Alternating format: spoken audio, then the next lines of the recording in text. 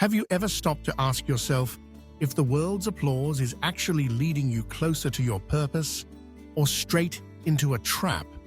In today's society, what's celebrated and what's condemned often seem upside down.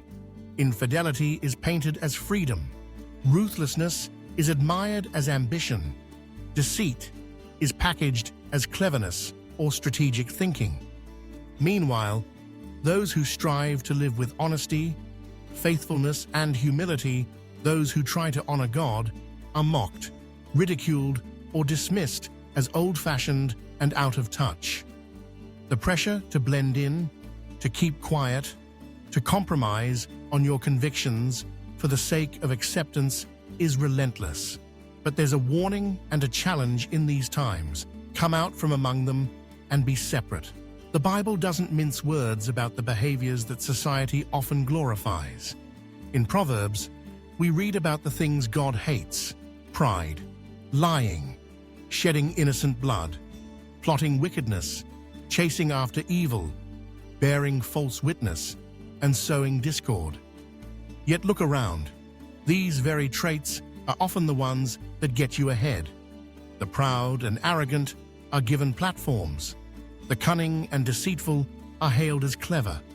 The one who creates division is often rewarded with attention and influence.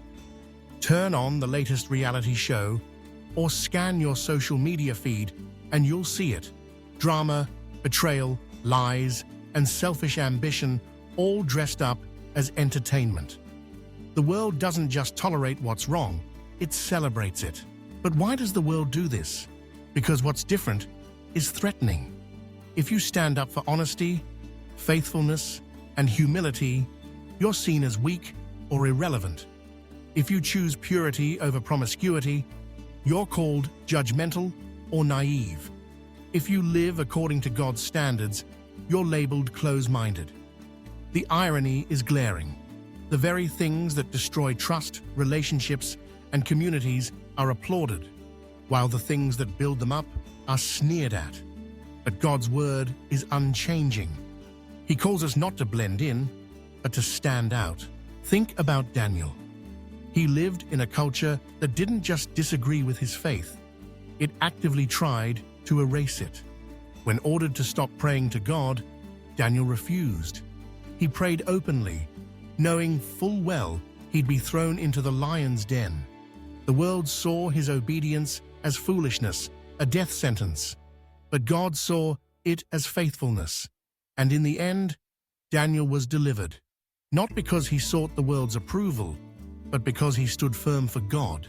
You may never face a literal lion's den, but every day you face choices that test your commitment.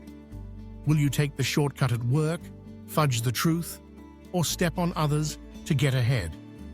Or will you choose the narrow path, honoring God even when it costs you popularity, opportunities, or comfort? Society's praise is fickle. It can vanish in an instant.